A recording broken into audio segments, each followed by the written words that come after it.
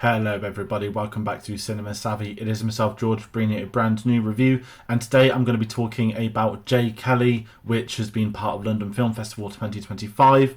It will be released in cinemas in November, then following a Netflix upload.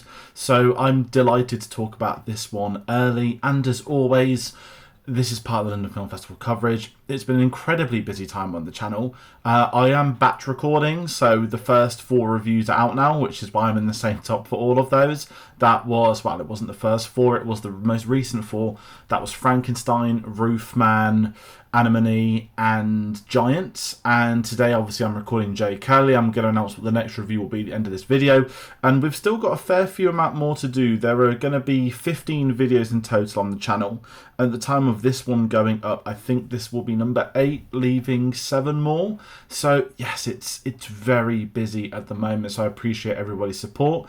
If you're new to the channel, if you found this video, we are obviously a film channel. You can follow us on our social medias using the Linktree link below that I'll put through to our Facebook, Twitter, Instagram, Letterboxd, Blue Sky, and much more. But that being said, let's talk about this. And as we've been doing with the LFF reviews, the official BFI synopsis is: George Clooney plays an actor reflecting on his life and career in Noah Baumbach's latest, which also stars Adam Sandler and Laura Dern.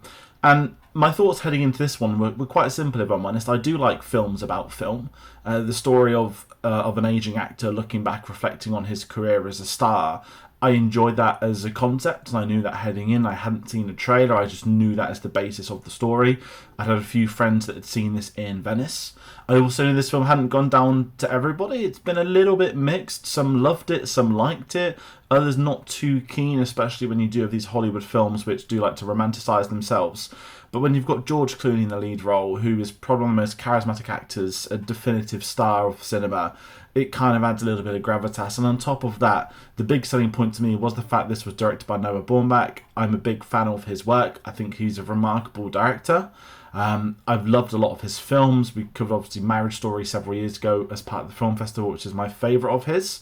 And like other directors, not every film does work for me, but I am purely seated for this one with an incredible ensemble cast as well, which I'll be talking about. But if I talk about the direction of this, and I guess I have to talk about the tone of this film too. Some may see this as like a typical Hollywood egotistical incest film, that it's saying how great Hollywood is, how great cinema is. And I understand that viewpoint completely. I also understand the opposing viewpoint of this being a love letter to cinema, which I think it is, particularly with one of the key final scenes of this film. I really enjoyed it. And I think for me, I'm sort of not split in the middle, but I lean more towards that love letter side, right? This film, whilst it is glorifying Hollywood and the industry, it's also deep diving into the reflections of how lucky individuals are to make it in this industry, that it isn't an industry for everybody, that if you're a part of this, you have to run multiple lives. You've got your life on camera, you've got your life away from the camera, but you're pretending to be somebody else. And then you've got your actual life away from cameras, away from the screen, and at home with your family. And it is quite an interesting viewpoint that the film's able to explore all three in a unique way. And that's what leans me more towards it. I don't think, as much as this is about Hollywood and how great cinema is, it isn't hiding away from the issues that come with it. And I think the key component to this was the cast and the script. Now, it's really interesting that Emily Mortimer co-wrote this with Noah Baumbach. Obviously, she's a very famous actress as well. She's worked with some great directors. So I wondered how much viewpoint persona that works is getting the actor involvement. Obviously, with Noah Baumbach, you can look at the career, what he's done as a writer, then directing. Obviously, his partner Greta Gerwig's in this as well, who's an actor turned director. So it's a really interesting setup and an interesting cast for this. And I did love it, if I'm allowed to say that this early in the review. And one of the reasons why is the cast involved. We've got George Clooney, as I said, playing the role of J. Kelly. Now, George Clooney is a fascinating one. I have not seen enough of his films. I've seen some of the big ones. Obviously, I've seen Batman and Robin. I've seen a lot of his films, but for some reason, his filmography is like a gaping hole, and I've not seen too much. But we all know who Clooney is. We all know his status as a star within Hollywood. And I think the film absolutely lands on how does the cast work? Who do you put in that main role? And George Clooney is probably one of the best possible choices you could get, because in the film, Jay Kelly is seen as like a cinematic legend, and we know George Clooney is a cinematic legend as well. So they've got the caliber of the actor right off the get-go.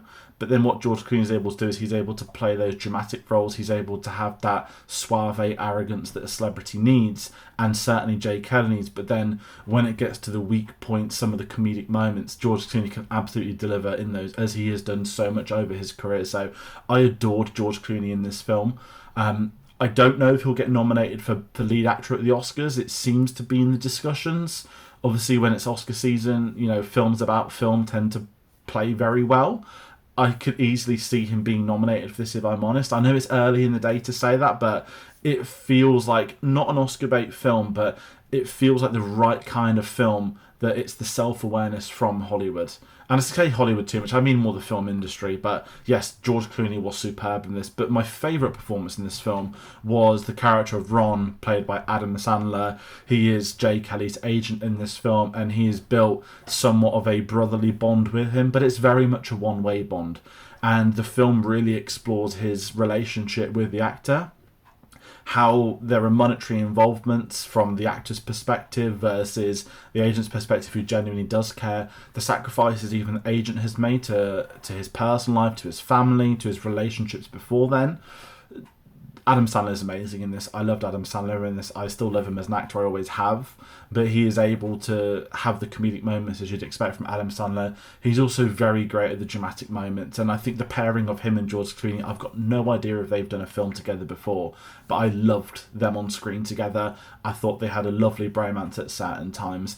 And Adam Sandler is the glue of this film. He's the glue of the story for me. We've also got Laura Dern in the role of Liz, who is George Clooney's publicist. Laura Dern, as you expect, is always great to have on hand in cinema. I've got another London Film Festival review. I'll be talking about her in much more detail. But from the scenes we get of Laura Dern, she's great.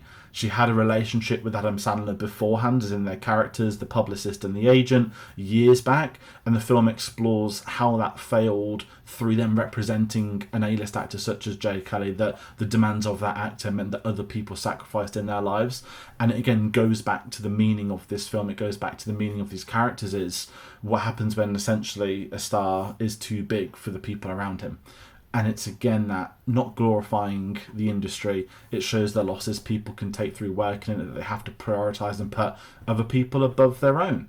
And that does happen, and it still continues to happen, and it will continue to happen in the coming years. So I really enjoyed them. And then someone else I want to talk about very briefly is the character of Tim, played by Billy Crudup. I won't give too much away about him because this film isn't out yet, but he's one of the more interesting characters. I spoke at the start that the film deals with luck quite a lot, that it's only through luck can an actor make it in the industry. Tim is very much that other card to what happens if you're unlucky in the industry, and I really appreciate his performance from the scenes we get him in. He's got great chemistry with George Clooney, as they all do in this. I mean, George Clooney's going to have good chemistry with everyone, isn't he? But he's an essential character to the story, and I think if you take Tim out, you take out this character, this role, the film isn't going to work for me. Then it does become self-obsessed vanity project for the film industry. But bringing in the real world element of the people that have gone on to do other things, it did make it work. And that's kind of where I sit with this film overall. It kind of made me feel like, not happy, that's such a weird term to use, but I really enjoyed seeing this film, the different perspective of Hollywood, seeing these actors working under a Noah Baumbach produced film. He's a very, very good director, and not all of them work. I didn't like White Noise before, and it is worth mentioning this is another Netflix film he's done with them. Obviously, Marriage Story is the one that everyone goes to for their relationship, but it did for me feel like a love letter to cinema, for the triumphs, for the woes, the things that don't work, the things that do work. There's a great balance of delving into Jay Kelly's personal life and his on-screen persona, what it means to be a celebrity, to be an actor. It covers those elements in the modern day social media, and it's got an incredible ensemble cast, if I'm totally honest. There'll be names that pop up in here that people are unfamiliar with, that maybe they're in it for one scene. Emily Mortimer, I mentioned she co-wrote it, she's got an acting role in this one as well. You've got some wonderful people. Lenny Henry pops up. We've got Jamie Demetriou, if anyone knows their British comedies. Jim Broadbent's got a very key scene in this, who I love seeing Jim Broadbent on screen, and obviously Greta Gerwig too, as you'd expect. So yes, I really enjoyed this film. And like how I've ended many of these festival films, how I've ended many of the reviews recently, do I recommend seeing this film? I absolutely do. It might not work for everyone. If you can't get past the Hollywood self-love interest part, it might not work for you. but I think it does function. And for me, it almost feels like it's weird to say, it feels like a coming of age film, but for an older person in their sort of 60s. Someone looking back at their career, looking back at what they've accomplished and what they failed with. It puts a different angle rather than young people coming of age into maturity. It's the elder looking back at what they've done across their life. And I think for me, that's where my recommendation goes with this. Go and see this film. It will be on Netflix, I think, the 5th or 12th of December, so quite a while away on Netflix. It will have a very limited release in cinemas beforehand. If I'm totally transparent, it doesn't jump to you must see this at the cinema as soon as possible, but I certainly think this film will work for a lot of film fans who are curious about this. If you're a fan of the director or certain actors, absolutely take the time out to go and see this film. But I do think this is one more so that's going to work well on streaming compared to being in and at a cinema. It might not have the appeal to the general audience as it does to film fans, but if you are a film fan, then absolutely do check this film out. So that is my final thoughts on J. Kelly. I hope you've enjoyed it. You might be wondering what is next. We've got another Netflix film next. Tomorrow I'm going to be reviewing Train Dreams, which is a remarkable film, if I can say that too early. I love Train Dreams. I cannot wait to talk about that one. I'll be going over my experience watching that at the cinema. But that being said, that is me rounding out from today. Thank you all so much for watching. Take care, and I'll see you on the next one.